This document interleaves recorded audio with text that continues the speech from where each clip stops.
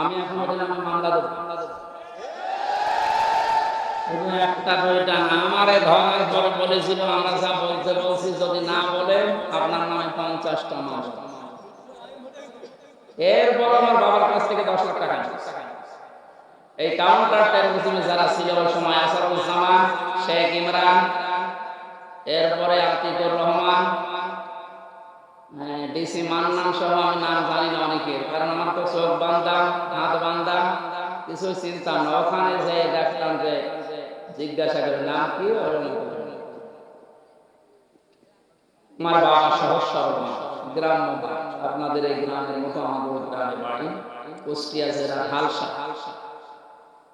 এই শয়তানরা 10 লক্ষ টাকা বাবার কাছ থেকে নেওয়ার পরে আপনার পরের দিন আবার মামলা। অথচ আমি কিছু জানি, আমি তো আছি মাটির নিচে রিমান্ডে, এদিকে আমার বাবার কাছ থেকে টাকা নিতে হচ্ছে। কিছুদিন যাবার পরে শুনলাম যে মামলা আরেকটা দিয়েছে। এবার বলছে যা যা বলতে বলছে যদি না বলেন 50টা মামলা দেব, আর এক একটা জেলায় এক একটা, প্রতিদিন আপনি শুধু ঘোরাফেরা। অথচ নিজে নিজে আমার মাঝে মাঝে বলতো যে আপনি কিছু জানেন না, তাও জানি, কিন্তু বলা লাগে। বলেন তো কোন জুলুমে ছিলাম? আমি একা মাটির নিচে ঘর, দুনিয়ার কেউ জানে না কোথায় আছে, আর ওরা ওই শয়তানগুলো সব চারিদিকে 8-10 জন বসা। চেহারা দেখার তো কায়দা নেই, মাঝে মাঝে চোখ খুলে দিত, একটু দেখতাম যে টাটকা সব শয়তান বসে আছে। এদের নামে এখন একটা দুইটা 50টা, যেমন আমার বলেছিল এদের 500 করে মামলা দেওয়া।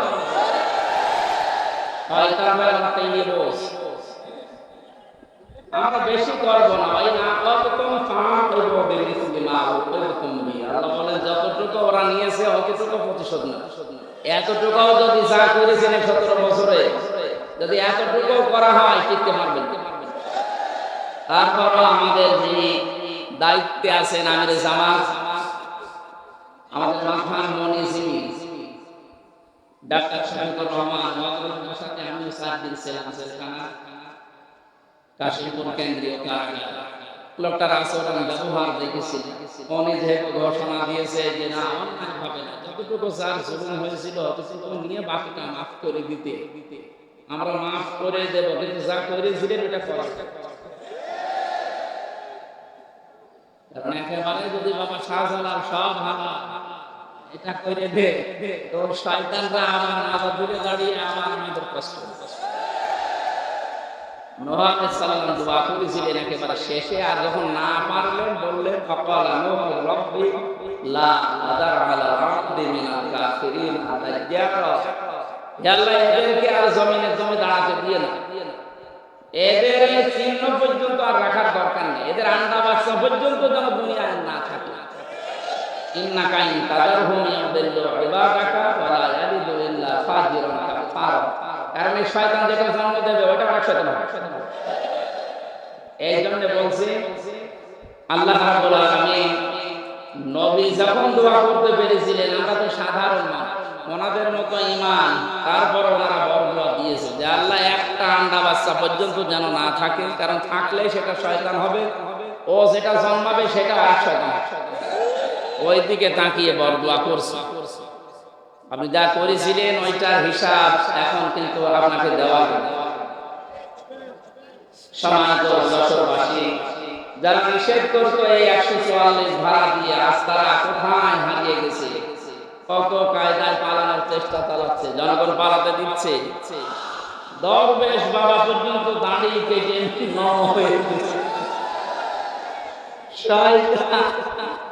শয়তান ওরে দেখে আর ভাবে আল্লাহ তুমি আমাকে শয়তান বানিয়েছ। এটা তো দেখতে শয়তানের মতো লাগছে, এখন আমাকে প্রশাসন পর্যন্ত ওরা চিনতে পারে না। তখন ওর যে বন্ধু ছিল ওটা আরেক শয়তান। যাই হোক, এই শয়তান নাকি বলে যে আমার একা নেবেন, মানে ওইটা আরেক শয়তান আছে।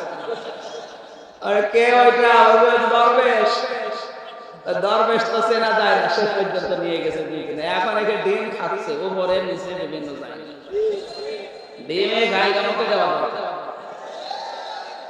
বিশ্বনবী মসজিদে নববীতে প্রবেশ করে দেখলেন কিছু মানুষ আল্লাহর কোরআনে কারীম নিয়ে আলোচনা করছে। বাম দিকে তাকিয়ে দেখলেন কিছু মানুষ জিকির করছে। আল্লাহর নবী বলেন দুইটা দল ভালো কাজে আছে, সবচেয়ে উত্তম কাজে আছে যারা কোরআন নিয়ে চিন্তা ভাবনা করছে। অতএব বিশ্বনবী নিজে তাদের ভেতরে বসে পড়লেন শ্রোতা হয়ে। আপনি চিন্তা করেন তো এই অনুষ্ঠানের দাম এখন কোন জায়গায় গিয়ে পৌঁছিয়েছে। আমাদের নবী মুহাম্মদ রাসূলুল্লাহ সাল্লাল্লাহু আলাইহি ওয়াসাল্লাম বেঁচে থাকতে আর এই যশোরের কেশবপুরের এই চিমড়া মির্জাপুর এলাকা দিয়ে যদি হেঁটে যেতেন, কোরআনের ইজ্জতে এখানে তিনি শ্রোতা হয়ে বসে পড়তেন।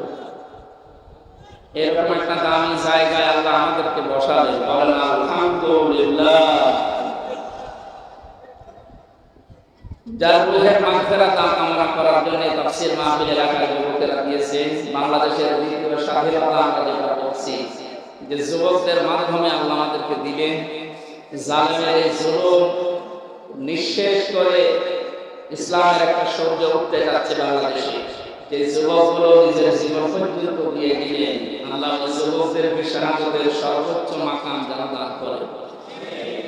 ইহুদি খ্রিস্টান সহ দাদা বাবুদের টাকা পয়সা খেয়ে অনেকে এখন কয়েকদিন ধরে বলতেছে শহীদ আবু সাইদ, শহীদ মুগ্ধ, শহীদ আবু রায়হান সহ পুলিশের এই প্রিজন ভ্যান থেকে যে উপর থেকে একটা ছেলেকে ফেলে দিয়েছিল শহীদ ইয়ামেন,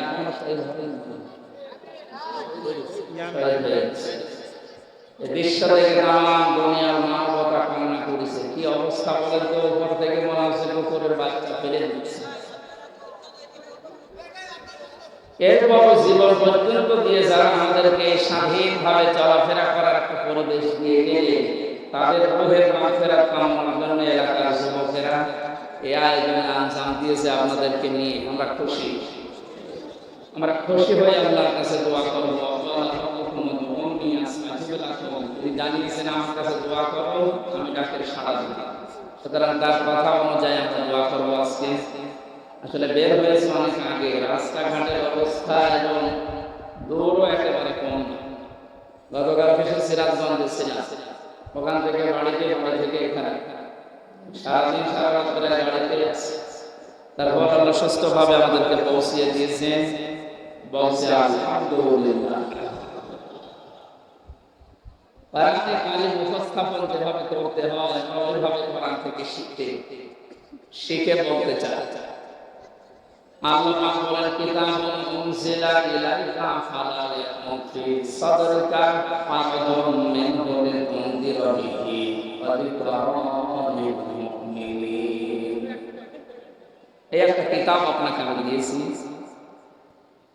একটু আপনার সামনে কোরআনের কথা আরম্ভ হলে কথা বলা যায় না, চুপ করে থাকা এবং শোনা দুইটাই ওয়াজিব।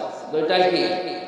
সুতরাং আপনি ওয়াজিব দরদ করলে বেতের নাম ছেড়ে দিলে যেমন গুনাহ হয়, এখানে এখন কথা বললে অন্তত যতক্ষণ কোরআন আমি চালাবো এবং যদি না শোনেন আপনার গুনাহ হবে। ওয়াজিব দরদ করার জন্য একেবারে নীরব নিস্তব্ধ হয়ে যাবে। পৃথিবীতে কিতাব, এই যে কিতাবুন, এই একটাই মাত্র কিতাব আল্লাহ তার নাম দিয়েছেন কোরআন কারীম। পৃথিবীতে অন্য যা আছে এগুলো কিতাব নয়, কিতাবের ব্যাখ্যা। এগুলো কি? কারণ একটা কিতাব ফেরেশতারা চেনে, পৃথিবীর কোন কিতাব আর ফেরেশতারা চেনে না। আমরা এখন এই দেশে বিশেষ করে বাংলাদেশ, ভারত, পাকিস্তান, এই তিনটা দেশে যারা দায়ী আল্লাহর কাজ করি, অধিকাংশ গুলো টেনে বলে যে যেদিকে আছে ওই দিকে টেনে নিয়ে যায় না। কোরআন কিভাবে প্রচার করা লাগে আল্লাহ এই আয়াতে শিখিয়েছে। আল্লাহ তাআলা বলেন কিতাবুন, এই একটা মাত্র কিতাব, উনজিলা ইলাইকা, যেটা আপনার প্রতি আমি নাযিল করেছি। তাহলে এই আয়াত দ্বারা বোঝা যায় পৃথিবীতে কিতাব আল্লাহ পাঠিয়েছেন শুধুমাত্র একটা, আর এখন দুনিয়ায় যত আছে এগুলো আর কিতাব না, কিতাবের ব্যাখ্যা। কি বলেন তো? এ পর্যন্ত শেষ না, আমি যে কথা বলি ওখান থেকে একটা শিক্ষা নিয়ে আসি, নিরপেক্ষ দৃষ্টি নিয়ে আপনি দেখবেন। কিতাব আল্লাহ বললেন কয়টা বলেন তো? সবাই বলেন। রাসূলুল্লাহকে আল্লাহ আদেশ দিচ্ছেন, ইয়া আইয়ুহার রাসূল বাল্লিগ মা উনজিলা ইলাইকা মির রাব্বিক। হে নবী, আপনাকে আমি যে কিতাব দিয়েছি ওই কিতাব আপনার প্রতি যেটা আমি নাজিল করেছি ওটা আপনি বাল্যে তাবলীগ করেন, প্রচার করেন, ওটা মানুষের ভেতরে পৌঁছিয়ে দেন। এই আয়াত আর এই আয়াতকে দুইটা সামনে রাখলে এক বাক্যে বলা যাচ্ছে আল্লাহর পক্ষ থেকে আমাদের কাছে যেটা এসেছে তার নাম বলেন কি ওয়াইল্লাম তাফআল ফামা বাল্লাগতা রিসালাতা। আপনি যদি কোরআনের তাবলীগ না করেন, কোরআন প্রচার না করেন, কোরআনের প্রসার না ঘটান, রিসালাতের যে বিশাল দায়িত্ব নিয়ে আপনাকে আমি পাঠিয়েছিলাম এটা আপনি পালনই করেননি। আমি জানি কোরআন প্রচার করতে গিয়ে বহু সমস্যার সম্মুখীন হবেন, বাধা আসবে, যেটা 17 বছর আমি ছিলাম এই যশোরে, কতদিন পর্যন্ত আমারে আসতে দেয়নি। কিছুদিন আগেও যিনি দায়িত্বে ছিলেন আল্লাহর একটা অভিশপ্ত বান্দা, এই মলয় কুমার না বলয় কুমার নাম বলা তো দোষটা, যে বহু তাফসীর মাহফিলে যশোরে আমির হামজা নাম দেখলে 144 ধারা দিয়ে দিত। এখন আল্লাহ 144 ধারা মানে যদি সত্যি কেউ পান টিকে রেখে। আমি 3 বছর ছিলাম জেলখানা, রিমান্ডে যতদিন ছিলাম এই খুলনার আমি নাম নিতে ওদের ঘৃণা করি, কি শেখ লাগানো আছে আগে আর পরে যায়, এ আসল শেখ না, এই চাকরি নেওয়ার জন্য আর এই পদ বাড়ানোর জন্য শেখ লাগিয়েছে। খুলনার ফুলতলা এলাকায় বাড়ি, এই লোকটা রিমান্ডে ঝামেলা করছে। আল্লামা দেলাওয়ার হোসেন সাইদি রহমাতুল্লাহ আলাইহি ওনার কণ্ঠ আর একটা যুবতী মেয়ে লোকের কণ্ঠ লাগিয়ে, দুই দিকে কণ্ঠ লাগিয়ে কিভাবে কি উল্টাপাল্টা কথা যেগুলো শুনলেও ঘৃণা লাগে, মানে স্বামী স্ত্রী যা বলে বিছানায় এরকম কিছু কথা প্রায় 8-10 মিনিট রেকর্ড করে আমার রিমান্ডে শোনাচ্ছে। এই দেখেন আপনার বড় হুজুর কি বলছে। আমার মনে হয় শয়তান পর্যন্ত বিশ্বাস করে, অথচ শয়তানটা বিশ্বাস করে। আমার যখন মাটির নিচে নিয়েছিল ওখানে মাঝে মাঝে বলতো, দেখা তোর বড় হুজুরকে আমরা জেলখানায় রেখে দিয়েছি, কেউ কিছু ছিঁড়তে পারে না। এদের মুখের ভাষা বুঝেছে।